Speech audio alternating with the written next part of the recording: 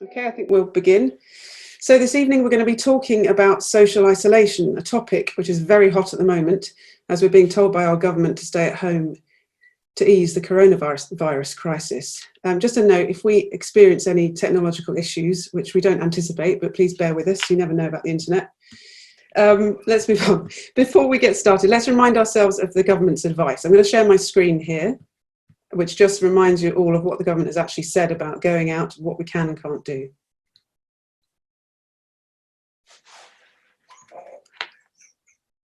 Sorry, again, my tech assistant is a little bit slow.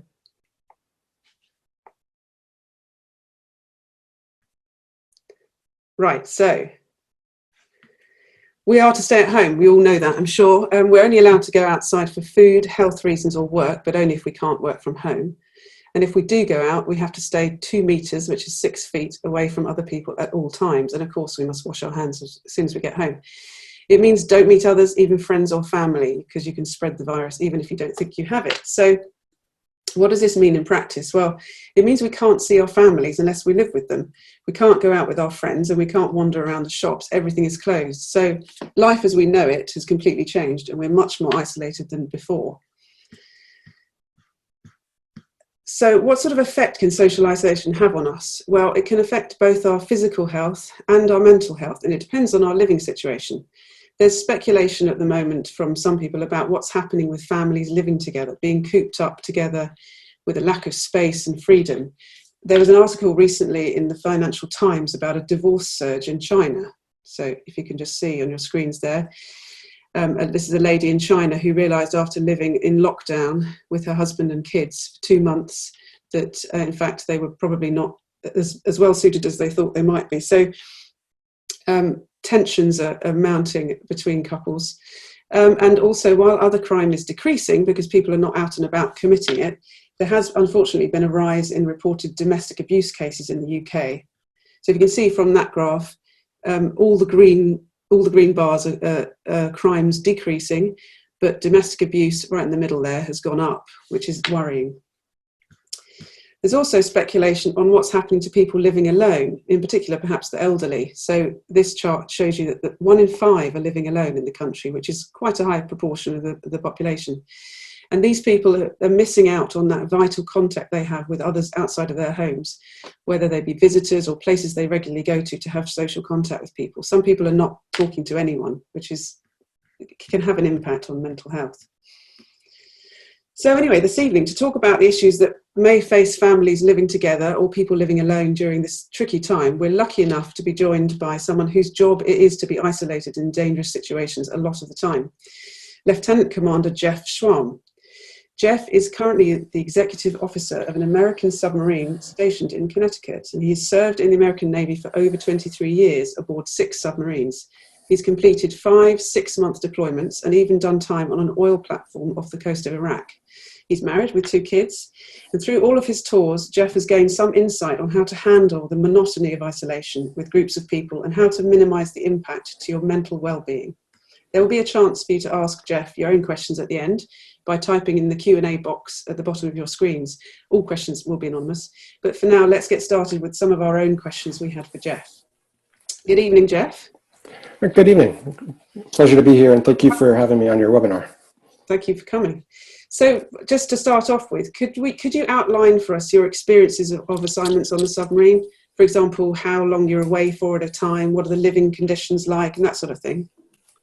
Sure, my pleasure. But first thing I just want to thank you guys, the health specialists out there on the front line with this, making my job easier. So I appreciate you guys going to work every day and helping out on that.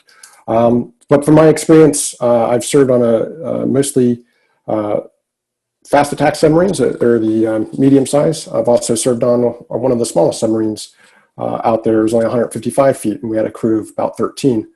Gone underway, like I said, done a number of 6-month deployments, but not every underway is a deployment. Sometimes you go out for a week, sometimes you go out for 2-3 months, sometimes it varies, depends on what's going on and stuff like that. But on an average submarine, you have about 130 people on board and about, 200 feet aft of usable space and about 30 feet some odd wide. So you can tell it can be quite quite small, and our living conditions generally have about only really one person gets to live alone. That's the captain. Everyone else generally will either share a space depending on where you're at. Sometimes it's up to 3 people stacked on top of each other. Sometimes it's less. Depends on depends on your rank. So sometimes it's a little bit better. Sometimes it's not. But for the most part, we have a typical. We have 8 hours on. We call it 8 and 16s. 8 hours of watch. Where you're staying on watch, making sure the ship is going in the right direction, getting ready to do things that it's supposed to be doing, maintenance, et cetera, et cetera. And then you'll have 16 hours off. In that 16, you generally do about 8 hours of preps for tomorrow, preps for the rest of the week. If there's a major event, major inspection coming through, getting ready to get that done. Any kind of maintenance items, observations, stuff like that. And then you have about 8 hours of sleep off, roughly. That's the ideal. Sometimes it's a little less. Sometimes you get a little bit more. Depends, but it depends on what's going on. And so in that, we've picked up patterns and habits that help us go through that. Some of that's including in some of our workouts, making sure that's incorporated in there. Sometimes it's including some movie time, and sometimes just alone time to help balance out the stresses of being underway and underwater. Thank you. That's really interesting. So you do get a good chunk of sleep, or does everybody sleep at the same time who's on the same rota as you? They generally do, because there's a number of people that share sleeping conditions, racks. What we do is sometimes we'll have 3 people share 2 racks. So as they rotate through, there's generally a rack free because one guy is on watch, and so it'll bounce through. That's what we've had to do. Some other submarines, it's just 1 and 1, or 2 guys for 1 rack. When someone gets up, the other person gets in, kind of deal. But sleep is important, and the Navy has come to realize this. They've invested a lot of number of studies in that sleep is vital for proper health, mental health, and physical health. And so we've incorporated and we've taken that on board. That's something we have to do. And so even now, while we're in this quarantine stuff, getting the proper sleep, it matters. Multiple days of getting 4 hours or less of sleep, it will wear on you even more. It will add more to the stress that's already there.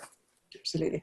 And do you have any tips on how families living together in isolation can protect their physical health? You mentioned workouts earlier. Yeah. So surprisingly, on board a submarine, we have equipment. We have some rowing machines, some stationary bikes, some treadmills, and we have a little bit of free weights, but more or less we have some areas you can do like calisthenics, stuff like that. It is highly recommended that you do some sort of workout to keep your body active, to allow your body to work through some of the stresses for that. And so for us, I personally, what I've seen work the best is people who set aside certain days to work out, allow yourself to recover, whether it be Tuesday, Thursdays, or Monday, Wednesday, Fridays, or whatever it is. Allow you to develop a routine that's a little bit outside the normal routine. And I've seen a lot of great articles from people about, hey, establish a routine. And I agree, 100%, establish routine. What I would look for is trying to operationalize and how do I establish a routine that's a little bit more than the daily, and it gives you something to look forward to. And so when you're doing your workouts, and you got your daily walkabouts that we're allowed, or you're allowed by the NHS, alternate them, make them interesting. What I've done with my family is sometimes we've gone with the full family walk. Sometimes we've paired off, since I have 2 kids, two parents. I'm lucky enough to do 1 and 1. Sometimes I take my daughter, sometimes I take my son. Allow us alone time and physical activity. And sometimes, depending on how stressful that day has been or that week has been, sometimes I'll keep the kids and let my wife go by herself, go for her run/walk, and then she comes back and high fives and takes the kid, and I go do mine. But that's kind of how I've incorporated my workouts from the submarine into my family life. So relay working out, I like that idea. Yeah, it's fun at that. What about mental health then? Are there coping strategies people can employ to stay sort of balanced and mentally healthy? Yeah, and so for us, mental health, it's huge, right? Because you have such a small living quarters with a number of people, and so there's a number of ways to come through this, right?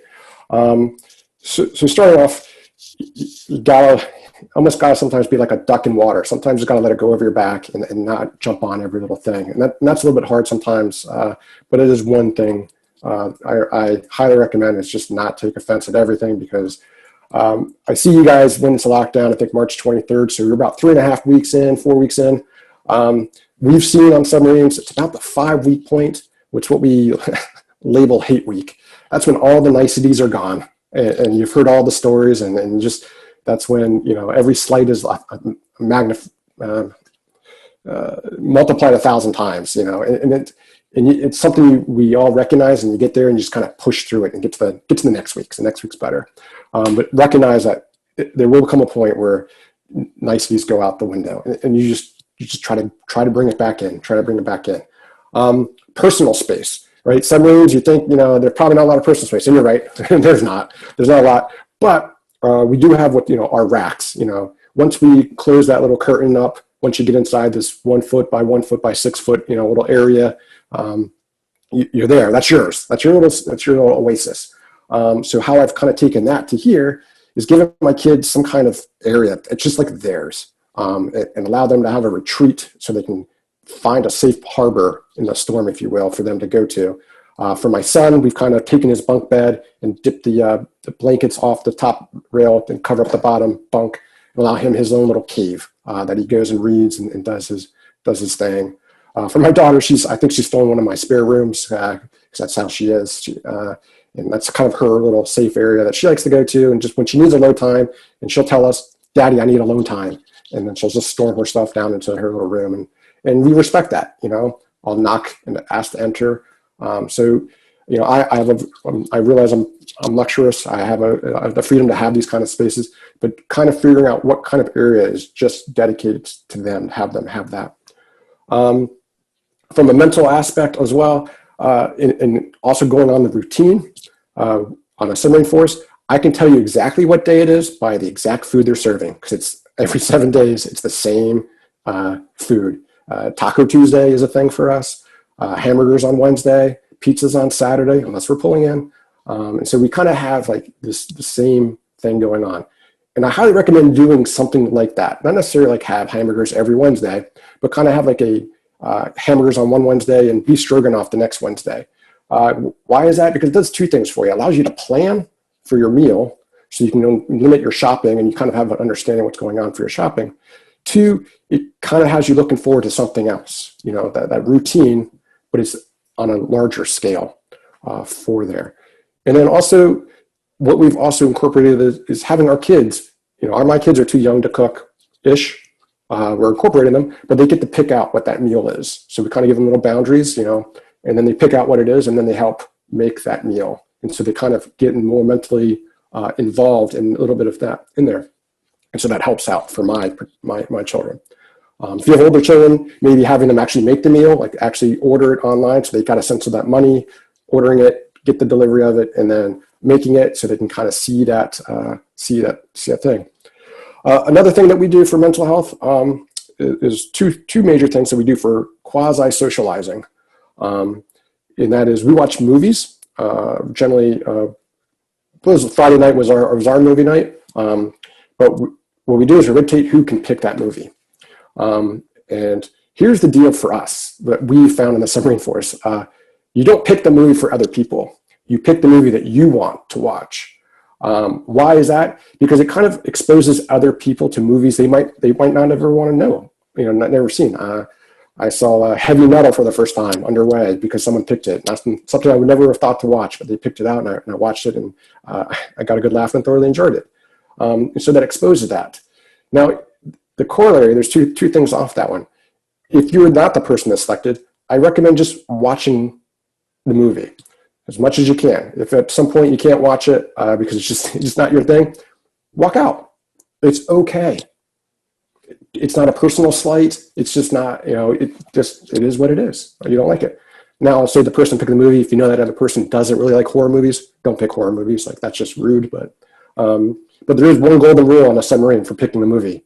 You have to watch it. You pick it, you have to watch it. You cannot walk out on your own movie. That's a No, that's bad. And so that's the themes that I'm picking up on are a routine, but with choices. So sort of a yep. routine boundaries, but choices within that. Yep. So you can have some sense of freedom, but within a certain.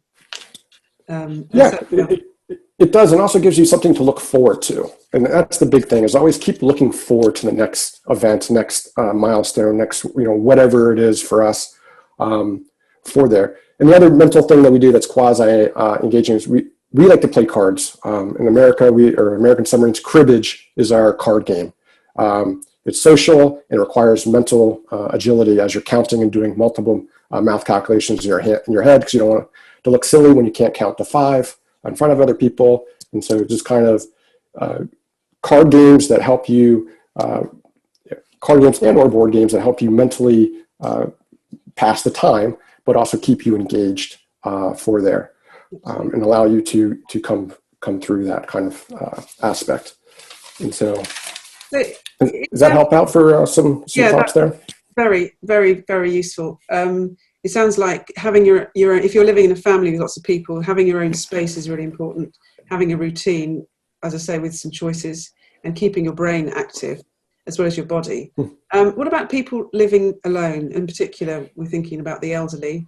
But in terms of dealing with fear and anxiety as well as loneliness, do you have any tips? I've got a couple tips, and part of it is I found that as I'm trying to relate to someone who's living by themselves, and sometimes it's flood or feast or famine when it comes to communicating with people. Sometimes you're sitting there and no one sends you anything for a while, and then you get like 1,000 emails, and you're like, oh my gosh, what am I going to do?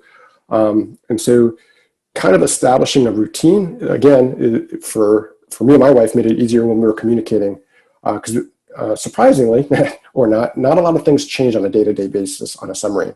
And if it does, I'm not sure I can actually really talk about it anyway. So it's, again, back to nothing's really changed. And so we found out daily emails didn't really work for us. Daily communications didn't work for us, because we felt like if we didn't communicate, then something was wrong. So finally we had a good chat, and we said, well, why don't we just shift to weekly? Why are we taking all this burden on ourselves to force ourselves to write something when things haven't really changed? So let's just shift to weekly, and those 1 or 2 sentences a day becomes actual meaningful paragraphs by the end of the week. And it took some stress off, where some days you didn't have a lot to talk about, some days you did, and allowed you to kind of have a little bit more freedom of thought to come up with maybe some other ideas. And so, not having to talk to somebody sometimes takes the stress off. And you're like, hey, but having that conversation, and for the people who are living this, blame me when you talk to your family. Say, no, Jeff recommended, sometimes maybe just shifting to every few days, check in, see how things are going.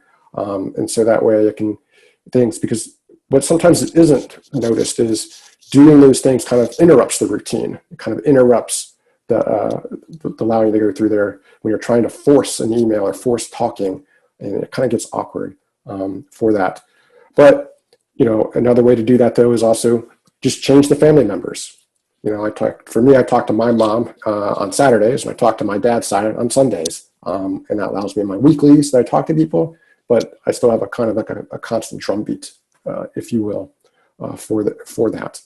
And then lastly, I don't know how many times I read Harry Potter underway, but I've picked it up again now. It's funny, after living in Portsmouth for 2 years, seeing a little bit more insight and a little bit more humor, but reading and finding that out. And my dad's happy I've actually picked up my guitar again for the last time in 4 years. So finding that thing. So hobbies and keeping yourself entertained. Yep. And funny enough, on every submarine I've been on, with the exception of one, someone always had a guitar for some reason. I don't know. It was always interesting. So. But what about, on a more serious note, I suppose, when you were away, how did you cope with the stress of the potential danger the whole time? Because I know that, especially if you're living alone at the moment, the fear of coronavirus can be exaggerated beyond, what is rational, perhaps, because that's all you've got to think about. It is, and so that's why I recommend you have to find another outlet. You will get, if you find yourself on YouTube or you find yourself on Google News, you're going to get sucked down rabbit holes. That's just going to magnify your fear. Do I say never watch the news? No, that's not what I'm saying. But just, you got to contain it a little bit and then shift over to something that isn't corona related. Because you find out the information really doesn't change all that much in 24 hours, or about 24 hours is the right amount of time to get that change of information.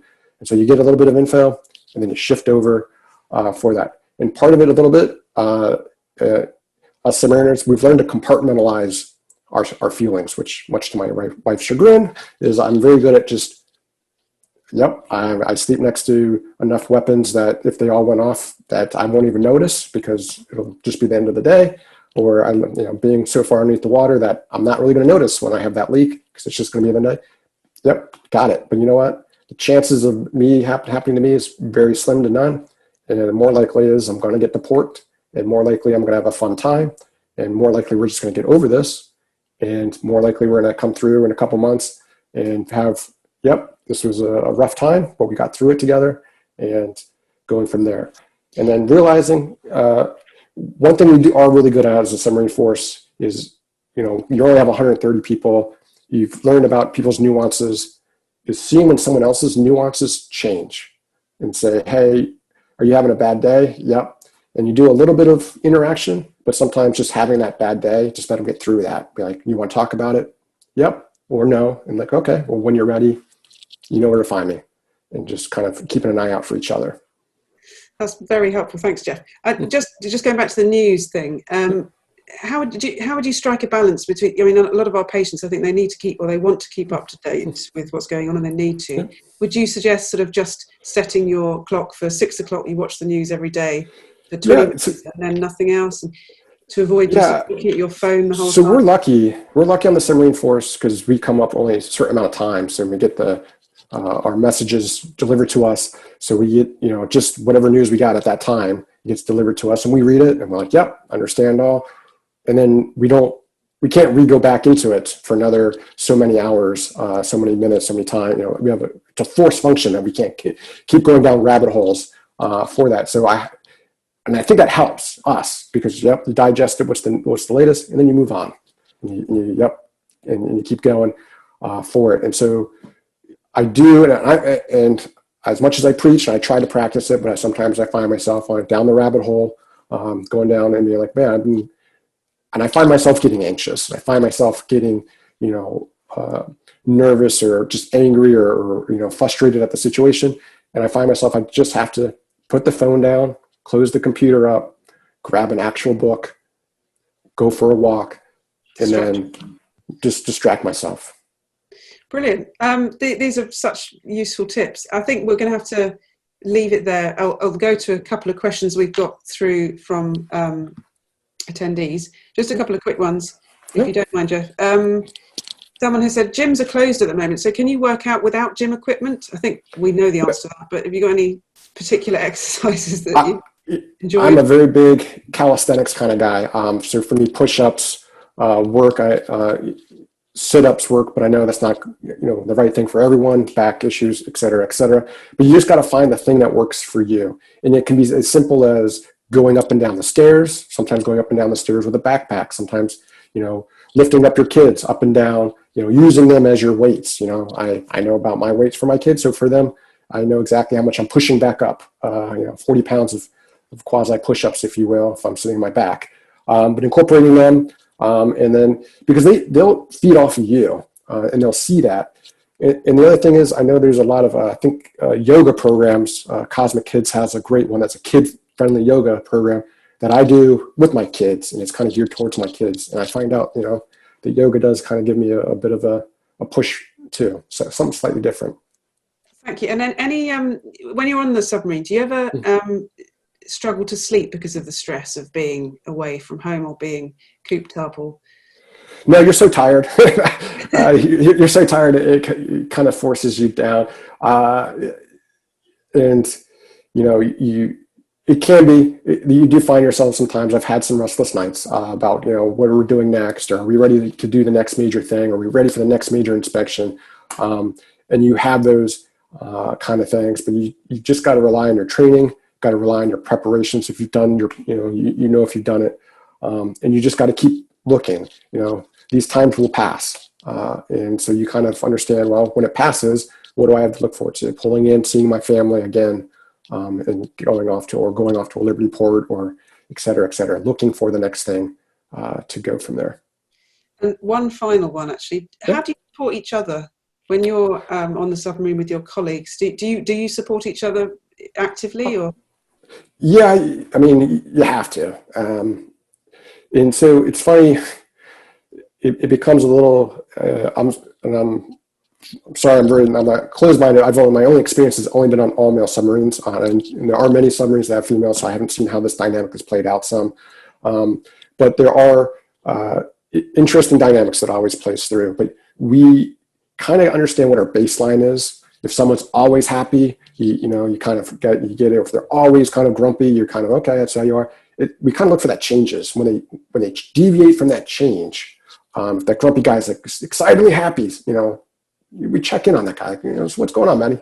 What's going on? What's so different? And if you go there with true authenticity and true empathy for the person, they'll open up. And they'll and you share like, hey, it looks like I have a brave face, but inside I'm also feeling, this frustration, this unknowing, the fears that you had, or now that I've been doing it for a while, I remember my first night underway, and it was a little bit scary. As much as I like to think I was the bravest person ever. But we've been doing this for a number of years. I'm not the first submariner to do it. And so I know that, we'll make it through, and you just kind of give each other pep talks, and sometimes it's just getting that guy a coffee. Yeah, and I suppose it's about remembering you're all in the same boat, if you'll excuse me. Nice one. Good one. I have a personal question, actually. Sorry, This is not a fair question, but I'm going to ask it anyway. Because I know your kids are 6 and 4, which is quite full on. Do you find it easier being cooped up on a submarine for a few weeks, or cooped up with your kids? Yeah, well, I have 20 years of experience on a submarine, and I only have 6 years of experience with kids. So it's that's a good answer. That's a very good answer. I think we'll leave it there. I appreciate that. I think my wife is way better at that than I am, and so I actually learn a lot more from her of how to deal with that. Well, thanks, Jeff. That's been incredibly insightful and useful. Well, I think it has. But we're just going to do a quick poll again on how our attendees found it. So if we could just get that poll up. There we go. If people could just answer that. They've got a few seconds to answer that. And we will end the poll in... we have ended the poll. And could we share the results, please? Are we showing the results? We are showing the results. So yes, everybody, so 100% of people say they feel much more confident. So I think that's been incredibly useful. Jeff, thank you so much. It's really nice to get some experience from someone who is incredibly used to being isolated, and it also, with a background danger and anxiety, which must have an impact. So it's been very fascinating to talk to you. Thank you very much for having me. I appreciate, relaying my experience, and if I hopefully helped out the